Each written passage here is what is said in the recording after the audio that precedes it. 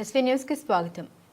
చందంపేట మండలం నాగిళ్ల వెంకటయ్య లక్ష్మి దంపతుల కుమారుడు మోహిత్ గత 9 నెలలుగా బ్లడ్ క్యాన్సర్తో బాధపడుతున్నాడు. ఆటో నడుపుకుంటూ జీవనం సాగించే వెంకటయ్యకి ఇప్పటికే దాదాపు 3 లక్షల దాకా ఖర్చు అయింది. తదుపరి ట్రీట్మెంట్ కోసం ఇంకా ఎంత అవుతుందో కూడా తెలియని పరిస్థితి, మందుల ఖర్చు కూడా వెళ్లలేని పరిస్థితిలో హెల్పింగ్ హ్యాండ్స్ అసోసియేషన్ కోరడం జరిగింది. వారికి ఈ రోజు ఎంఎన్జే హైదరాబాద్ హాస్పిటల్కి వెళ్లి 20,000 రూపాయలు అందించడం జరిగింది. ఈ కార్యక్రమంలో సభ్యులు అన్వేష్, కేసార్ నరేష్, సాయి, రిషి, అంజీ, పున్న, శ్రీను, అజయ్ పాల్గొన్నారు.